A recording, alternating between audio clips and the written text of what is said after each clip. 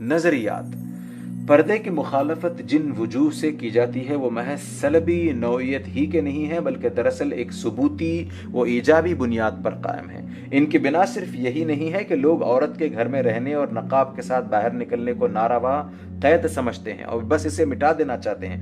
اصل معاملہ یہ ہے کہ ان کے پیش نظر عورت کے لیے زندگی کا ایک دوسرا نقشہ ہے۔ تعلقات مرد و زن کے بارے میں وہ اپنا ایک مستقل نظریہ رکھتے ہیں۔ وہ چاہتے ہیں کہ عورتیں یہ نہ کریں بلکہ کچھ اور کریں، اور پردے پر ان کا اعتراض اس وجہ سے ہے کہ عورت اپنی اس خانہ نشینی اور روپوشی کے ساتھ نہ تو زندگی کا وہ نقشہ جما سکتی ہے نہ وہ کچھ اور کر سکتی ہے۔ اب ہمیں دیکھنا چاہیے کہ وہ کچھ اور کیا ہے، اس کی تہ میں کون سے نظریات اور کون سے اصول ہیں، وہ بجائے خود کہاں تک درست اور معقول ہے، اور عملاً اس کے کیا نتائج برآمد ہوئے ہیں۔ یہ ظاہر ہے کہ اگر ان کے نظریات اور اصولوں کو جوں کا توں تسلیم کر لیا جائے تب تو پردہ اور وہ نظام معاشرت جس کا جز یہ پردہ ہے واقعی سراسر غلط قرار پائے گا۔ مگر ہم بغیر کسی تنقید اور بغیر کسی عقلی اور تجربی امتحان کے آخر کیوں ان کے نظریات تسلیم کر لیں؟ کیا محض جدید ہونا یا محض یہ واقعہ کہ ایک چیز دنیا میں زور و شور سے چل رہی ہے اس بات کے لیے بالکل کافی ہے کہ آدمی کسی جانچ پڑتال کے بغیر اس کے آگے سپر ہی ڈال دے؟ 18ویں صدی کا تصور آزادی، جیسا کہ اس سے پہلے اشارہ کر چکا ہوں، 18ویں صدی میں جن فلاسفہ اور علماء طبیعین اور اہل ادب نے اصلاح کی آواز بلند کی تھی، ان کو دراصل ایک ایسے نظام تمدن سے سابقہ درپیش تھا جس میں طرح طرح کی جگڑ بندیاں تھیں، جو کسی پہلو سے لوچ اور لچک نام کو نہ رکھتا تھا، جو غیر معقول رواجوں، جامد قاعدوں اور عقل و فطرت کے خلاف صریح تناقضات سے لبریز تھا۔ صدیوں کے مسلسل انحطاط نے اس کو ترقی کے ہر راستے میں سنگ گراں بنا دیا تھا۔ ایک طرف نئی عقلی و عملی بیداری طبقہ متوسط میں ابھرنے اور ذاتی جدوجہد سے آگے بڑھنے کا پرجوش جذبہ پیدا کر رہی تھی، اور دوسری طرف امراء اور پیشوایان مذہب کا طبقہ ان کے اوپر بیٹھا ہوا روایتی قیود کی گرہیں مضبوط کرنے میں لگا ہوا تھا۔ چرچ سے لے کر فوج اور عدالت کے محکموں تک، شاہی محلوں سے لے کر کھیتوں اور مالی لین دین کی کوٹھیوں تک، زندگی کا ہر شعبہ اور اجتماعی تنظیمات کا ہر ادارہ اس طرح کام کر رہا تھا کہ محض پہلے سے قائم شدہ حقوق کے زور پر چند مخصوص طبقے ان نئے ابھرنے والے لوگوں کی محنتوں اور قابلیتوں کے ثمرات چھین لے جاتے تھے جو متوسط طبقے سے تعلق رکھتے تھے۔ ہر وہ کوشش جو اس صورتحال کی اصلاح کے لیے کی جاتی تھی برسر اقتدار طبقوں کی خود غرضی و جہالت کے مقابلے میں ناکام ہو جاتی تھی۔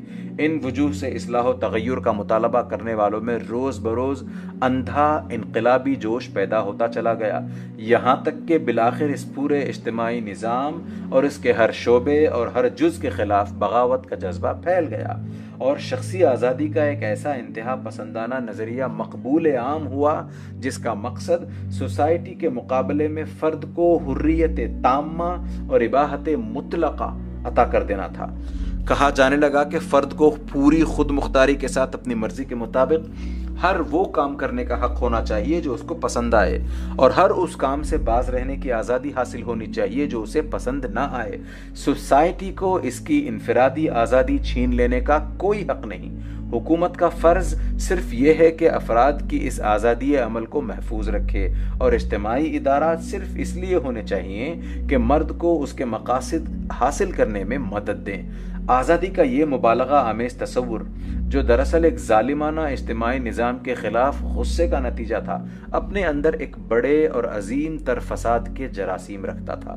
جن لوگوں نے اس کو ابتداً پیش کیا وہ خود بھی پوری طرح اس کی منطقی نتائج سے آگاہ نہ تھے۔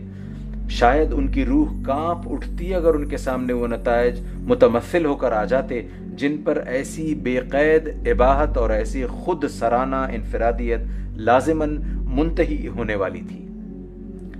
انہوں نے زیادہ تر ان ناروا سختیوں اور غیر معقول بندشوں کو توڑنے کے لیے اسے ایک آلے کے طور پر استعمال کرنا چاہا تھا جو ان کے زمانے میں سوسائٹی میں پائی جاتی تھی، لیکن بالآخر اس تصور نے مغربی ذہن میں جڑ پکڑ لی اور نشو و نما پانا شروع کر دیا۔ 19ویں صدی کے تغیرات۔ فرانس کا انقلاب اسی تصور آزادی کے زیر اثر رونما ہوا۔ اس انقلاب میں بہت سے پرانے اخلاقی نظریات اور تمدنی و مذہبی ضابطوں کی دھجیاں اڑا دی گئیں، اور جب ان کا اڑنا ترقی کا ذریعہ ثابت ہوا تو انقلاب پسند دماغوں نے اس سے یہ نتیجہ اخذ کیا کہ ہر وہ نظریہ اور ہر وہ ضابطۂ عمل جو پہلے سے چلا آ رہا ہے ترقی کی راہ کا روڑا ہے، اسے ہٹائے بغیر قدم آگے نہیں بڑھ سکتا۔ چنانچہ مسیحی اخلاقیات کے غلط اصولوں کو توڑنے کے بعد بہت جلدی ان کی مقراض تنقید انسانی اخلاقیات کے اساسی تصورات کی طرف متوجہ ہو گئی۔ یہ عصمت کیا بلا ہے؟ یہ جوانی پر تقویٰ کی مصیبت آخر کیوں ڈالی گئی ہے؟ نکاح کے بغیر اگر کوئی کسی سے محبت کر لے تو کیا بگڑ جاتا ہے؟ اور نکاح کے بعد کیا دل آدمی کے سینے سے نکل جاتا ہے کہ اس سے محبت کرنے کا حق چھین لیا جائے؟ اس قسم کے سوالات نئی انقلابی سوسائٹی میں ہر طرف سے اٹھنے لگے، اور خصوصیت کے ساتھ افسانوی گروہ رومانٹک اسکول نے ان کو سب سے زیادہ زور کے ساتھ اٹھایا۔ 19ویں صدی کے آغاز میں جورج سینڈ اس گروہ کی لیڈر تھیں۔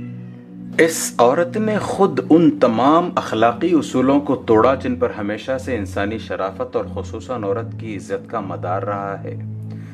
اس نے ایک شوہر کی بیوی ہوتے ہوئے حسن نکاح سے باہر آزادانہ تعلقات قائم کیے۔ آخرکار شوہر سے مفارقت ہوئی، اس کے بعد یہ دوست پر دوست بدلتی چلی گئی اور کسی کے ساتھ 2 برس سے زیادہ نباہ نہ کیا۔ اس کی سوانح حیات میں کم از کم 6 ایسے آدمیوں کے نام ملتے ہیں جن کے ساتھ اس کی علانیہ اور باقاعدہ آشنائی رہی ہے۔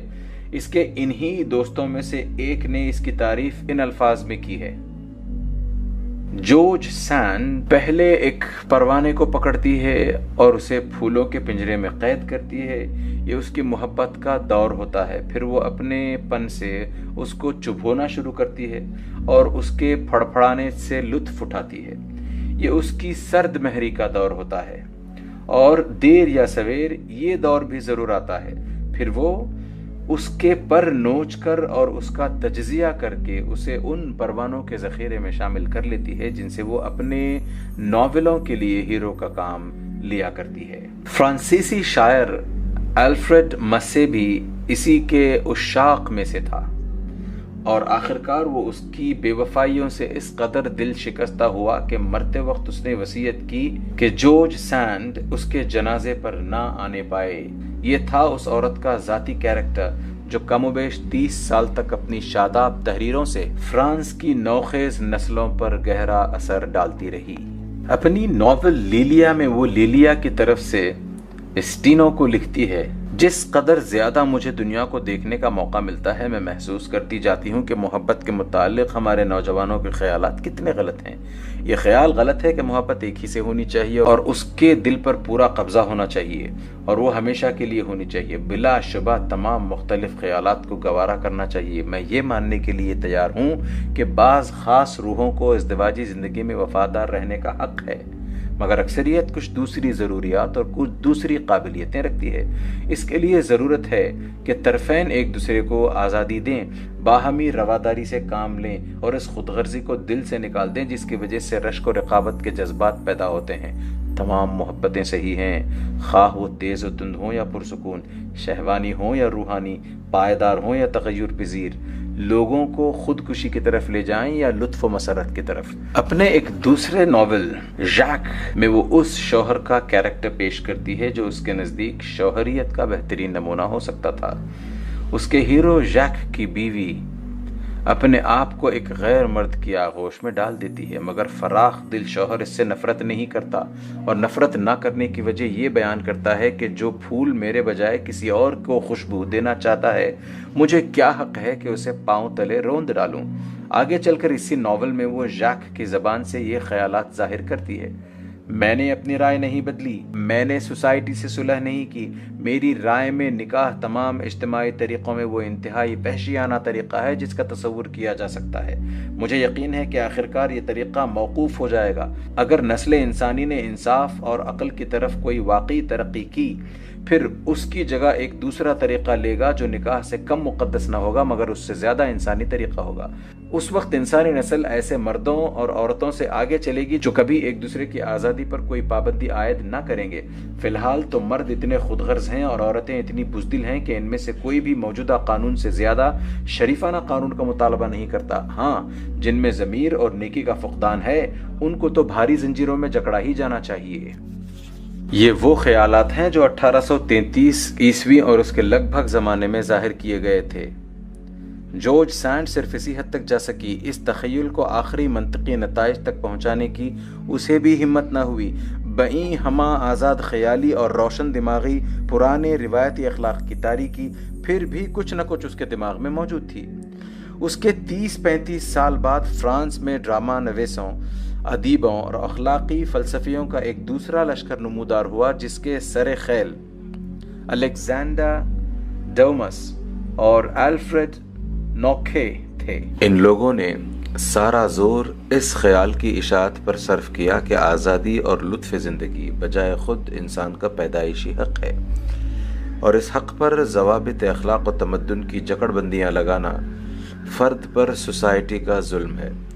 اس سے پہلے فرد کے لیے آزادی عمل کا مطالبہ محبت کے نام پر کیا جاتا تھا۔ بعد والوں کو یہ نرمی جذباتی بنیاد کمزور محسوس ہوئی، لہٰذا انہوں نے انفرادی خودسری، آوارگی اور بے قید آزادی کو عقل، فلسفہ اور حکمت کی مضبوط بنیادوں پر قائم کرنے کی کوشش کی، تاکہ نوجوان مرد اور عورتیں جو کچھ بھی کریں قلب و ضمیر کے کامل اطمینان کے ساتھ کریں، اور سوسائٹی صرف یہی نہیں کہ ان کی شورش شباب کو دیکھ کر دم نہ مار سکے بلکہ اخلاقاً جائز اور مستحسن سمجھے۔ 19ویں صدی کے آخری دور میں پول ایڈم، ہنری بٹائل، پیین لوئی اور بہت سے دوسرے ادیبوں نے اپنا تمام زور نوجوانوں میں جرأت رندانہ پیدا کرنے پر صرف کیا تاکہ قدیم اخلاقی تصورات کے بچے کچھ اثرات سے جو جھجک اور رکاوٹ طبیعتوں میں باقی ہے وہ نکل جائے۔ چنانچہ پول اپنی کتاب لا مورال د لاما میں نوجوانوں کو ان کی اس جہالت و حماقت پر دل کھول کر ملامت کرتا ہے کہ وہ جس سے محبت کے تعلقات قائم کرتے ہیں اس کو جھوٹ موٹ یہ یقین دلانے کی کوشش کرتے ہیں کہ وہ اس پر مر مٹے ہیں اور اس سے حقیقی عشق رکھتے ہیں اور ہمیشہ اسی کے ہو کر رہیں گے۔ پھر کہتا ہے یہ سب باتیں اس لیے کی جاتی ہیں کہ جسمانی لذت کی اس صحیح خواہش کو جو فطری طور پر ہر آدمی میں ہوتی ہے اور جس میں کوئی بات فی الواقع گناہ یا برائی کی نہیں ہے، پرانے خیالات کے بنا پر معیوب سمجھا جاتا ہے، اور اس لیے آدمی خامخواہ جھوٹے الفاظ کے پردے میں اس کو چھپانے کی کوشش کرتا ہے۔ لاطینی قوموں کی یہ بڑی کمزوری ہے کہ ان میں محبت کرنے والے جوڑے ایک دوسرے پر اس بات کا صاف صاف اظہار کرتے ہوئے جھجکتے ہیں کہ ملاقات سے ان کا مقصد محض ایک جسمانی خواہش کو پورا کرنا اور لطف اٹھانا ہے۔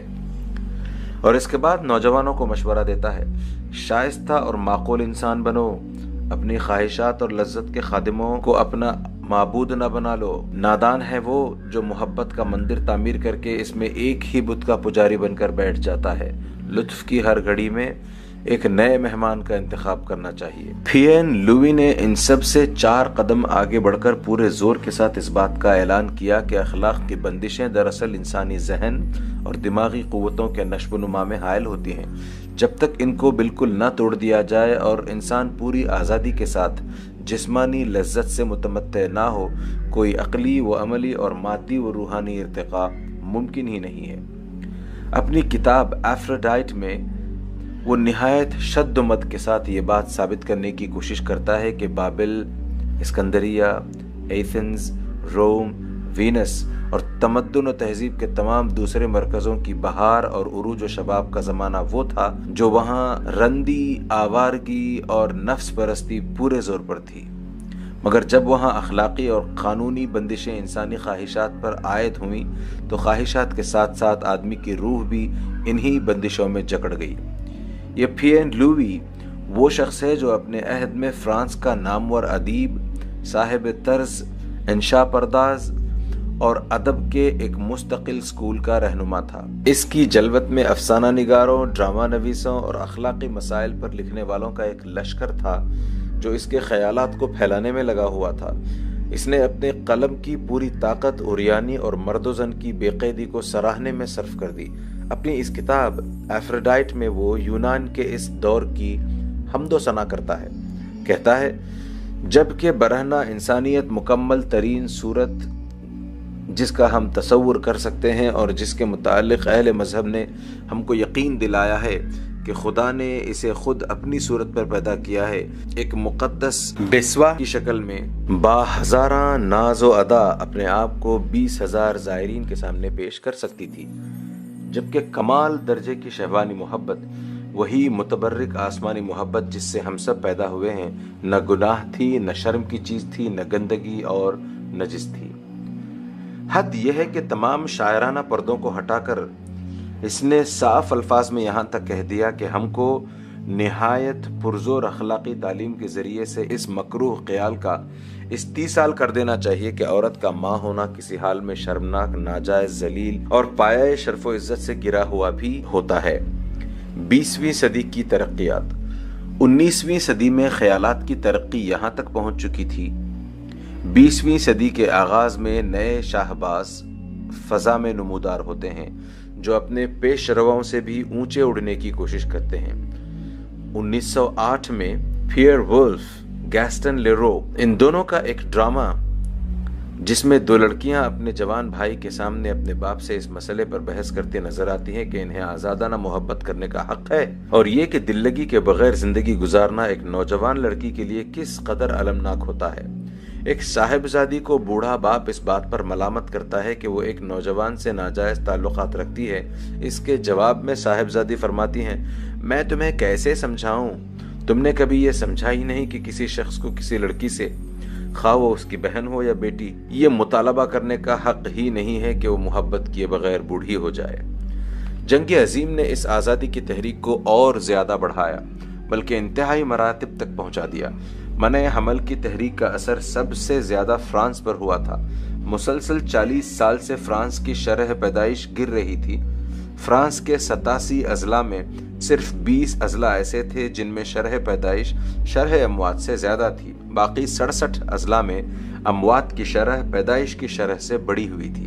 بعض اقطاع ملک کا تو یہ حال تھا کہ وہاں ہر 100 بچوں کی پیدائش کے مقابلے میں 130 تا 140 اور 160 تک اموات کی تعداد کا اوسط تھا۔ جنگ چھڑی تو عین اس وقت جبکہ فرانسیسی قوم کی موت اور زندگی کا مسئلہ درپیش تھا۔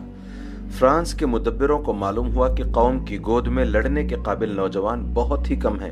اگر اس وقت ان قلیل التعداد نوجوانوں کو پھینٹ چڑھا کر قومی زندگی کو محفوظ کر بھی لیا گیا تو دشمن کے دوسرے حملے میں بچ جانا محال ہوگا۔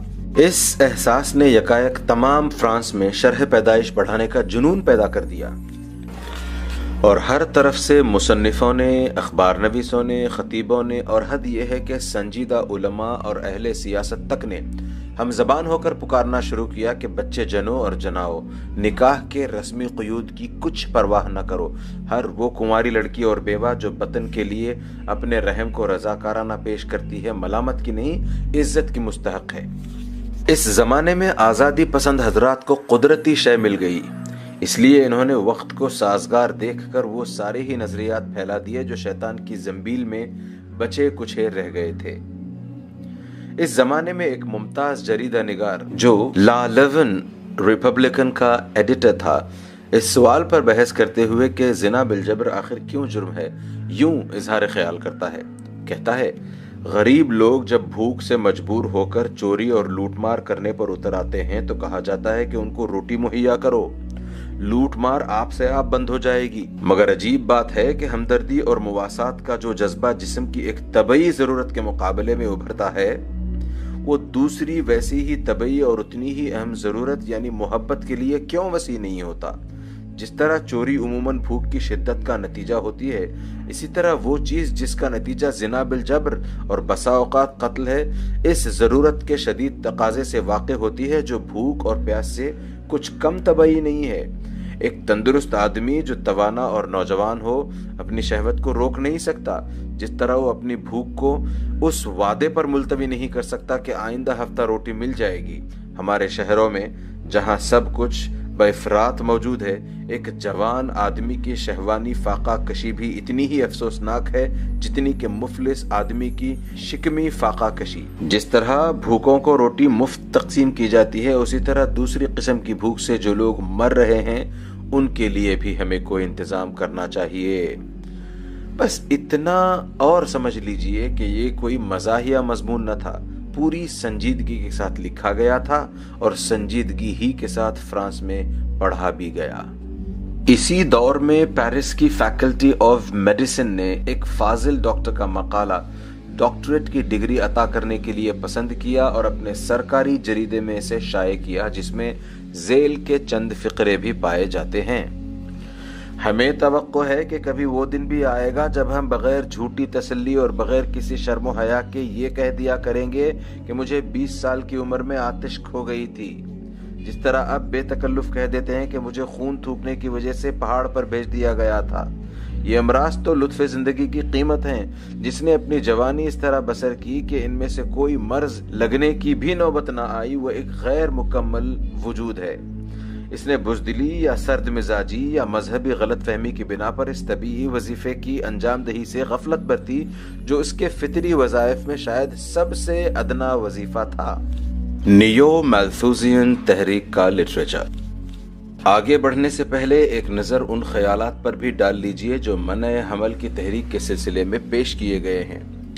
18ویں صدی کے اخیر میں جب انگریز ماہر معاشیات مالتھوز نے آبادی کی روز افزوں ترقی کو روکنے کے لیے ضبط ولادت کی تجویز پیش کی تھی، اس وقت اس کے تو خواب و خیال میں بھی یہ بات نہ آئی ہوگی کہ اس کی یہی تجویز ایک صدی بعد زنا اور فواحش کی اشاعت میں سب سے بڑھ کر مددگار ثابت ہوگی۔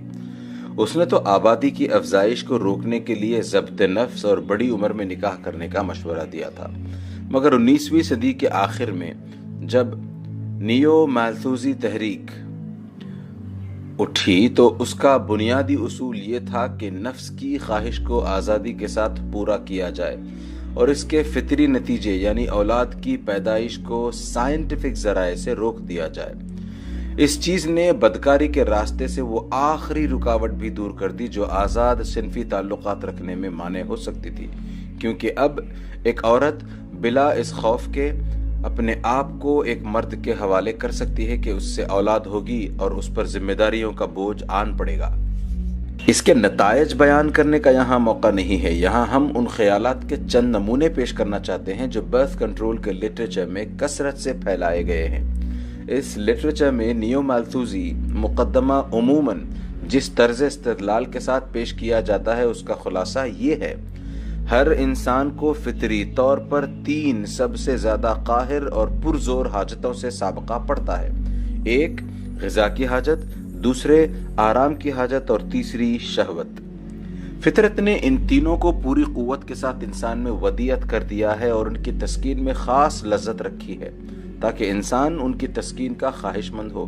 عقل اور منطق کا تقاضا یہ ہے کہ آدمی انہیں پورا کرنے کی طرف لپکے اور پہلی 2 چیزوں کے معاملے میں اس کا طرز عمل بھی یہی ہے، مگر یہ عجیب بات ہے کہ تیسری چیز کے معاملے میں اس کا طرز عمل مختلف ہے۔ اجتماعی اخلاق نے اس پر پابندی لگا دی ہے کہ صنفی خواہش کو حدود نکاح سے باہر پورا نہ کیا جائے اور حدود نکاح میں زن و شوہر کے لیے وفاداری اور عصمت معابی فرض کر دی گئی ہے، اور اس پر مزید یہ شرط بھی لگا دی گئی ہے کہ اولاد کی پیدائش کو نہ روکا جائے۔ یہ سب باتیں سراسر لغو ہیں، عقل اور فطرت کے خلاف ہیں، عین اپنے اصول میں غلط ہیں اور انسانیت کے لیے بدترین نتائج پیدا کرنے والی ہیں۔ ان مقدمات میں جن خیالات کی عمارت تعمیر ہوئی ہے اب ذرا وہ بھی ملاحظہ ہوں۔ جرمن سوشل ڈیموکریٹک پارٹی کا لیڈر بیبل نہایت بے تکلفانہ انداز میں لکھتا ہے: عورت اور مرد آخر حیوان ہی تو ہیں، کیا حیوانات کے جوڑوں میں نکاح اور وہ بھی دائمی نکاح کا کوئی سوال پیدا ہو سکتا ہے؟ ڈاکٹر ڈرسڈیل لکھتا ہے: ہماری تمام خواہشات کی طرح محبت بھی ایک تغیر پذیر چیز ہے، اس کو ایک طریقے کے ساتھ مخصوص کر دینا قوانین فطرت میں ترمیم کرنا ہے۔ نوجوان خصوصیت کے ساتھ اس تغیر کی طرف رغبت رکھتے ہیں اور ان کی یہ رغبت فطرت کے اس عظیم الشان منطقی نظام کے مطابق ہے جس کا تقاضا یہی ہے کہ ہمارے تجربات متنوع ہوں، آزاد تعلق ایک برتر اخلاق کا مظہر ہے، اس لیے کہ وہ قوانین فطرت سے زیادہ مطابقت رکھتا ہے، اور اس لیے بھی کہ وہ براہ راست جذبات، احساس اور بے غرض محبت سے ظہور میں آتا ہے۔ جس میلان و رغبت سے یہ تعلق واقع ہوتا ہے وہ بڑی اخلاقی قدر و قیمت رکھتا ہے۔ یہ بات بھلا اس تجارتی کاروبار کو کہاں نصیب ہو سکتی ہے جو نکاح کو در حقیقت پروسٹیٹیوشن بنا دیتا ہے۔ دیکھیے اب نظریہ بدل رہا ہے، بلکہ الٹ رہا ہے۔ پہلے تو یہ کوشش تھی کہ زنا کو اخلاقاً معیوب سمجھنے کا خیال دلوں سے نکل جائے اور نکاح و صفاح دونوں مساوی الدرجہ ہو جائیں۔ اب آگے قدم بڑھا کر نکاح کو معیوب اور صفاح کو اخلاقی برتری کا مرتبہ دلوایا جا رہا ہے۔ ایک اور موقع پر یہی ڈاکٹر صاحب لکھتے ہیں، ایسی تدابیر اختیار کرنے کی ضرورت ہے کہ شادی کے بغیر بھی محبت کو ایک معزز چیز بنا دیا جائے۔ یہ خوشی کی بات ہے کہ طلاق کی آسانی اس نکاح کے طریقے کو آہستہ آہستہ ختم کر رہی ہے، کیونکہ اب نکاح بس دو اشخاص کے درمیان مل کر زندگی بسر کرنے کا ایک ایسا معاہدہ ہے جس کو فریقین جب چاہیں ختم کر سکتے ہیں۔ یہ صنفی ارتباط کا ایک ہی صحیح طریقہ ہے۔ فرانس کا مشہور نیو مالتھوزی لیڈر پول رابن لکھتا ہے، پچھلے 25 سال میں ہم کو اتنی کامیابی تو ہو چکی ہے کہ حرامی بچے کو قریب قریب حلالی بچے کا ہم مرتبہ کر دیا گیا ہے۔ اب صرف اتنی کسر باقی ہے کہ صرف پہلی ہی قسم کے بچے پیدا ہوا کریں تاکہ تقابل کا سوال ہی باقی نہ رہے۔ انگلستان کا ایک مشہور فلسفی مل اپنی کتاب آن لبرٹی میں اس بات پر زور دیتا ہے کہ ایسے لوگوں کو شادی کرنے سے قانوناً روک دیا جائے جو اس بات کا ثبوت نہ دے سکیں کہ وہ زندگی بھر کے لیے کافی ذرائع رکھتے ہیں۔ لیکن جس وقت انگلستان میں پروسٹیٹیوشن کی روک تھام کا سوال اٹھا تو اسی فاضل فلسفی نے بڑی سختی سے اس کی مخالفت کی۔ دلیل یہ تھی کہ یہ شخصی آزادی پر حملہ ہے اور ورکرز کی توہین ہے، کیونکہ یہ تو ان کے ساتھ بچوں کا سا سلوک کرنا ہوا۔ غور کیجئے، شخصی آزادی کا احترام اس لیے ہے کہ اس سے فائدہ اٹھا کر زنا کی جائے، لیکن اگر کوئی احمق اسی شخصی آزادی سے فائدہ اٹھا کر نکاح کرنا چاہتا ہے تو وہ ہرگز اس کا مستحق نہیں ہے کہ اس کی آزادی کا تحفظ کیا جائے۔ اس کی آزادی میں قانون کی مداخلت نہ صرف گوارا کی جائے بلکہ آزادی پسند فلسفی کا ضمیر اس کو عین مطلوب قرار دے گا۔ یہاں اخلاقی نظریے کا انقلاب اپنی انتہا کو پہنچ جاتا ہے۔ جو عیب تھا وہ ثواب ہو گیا، جو ثواب تھا وہ عیب ہو گیا۔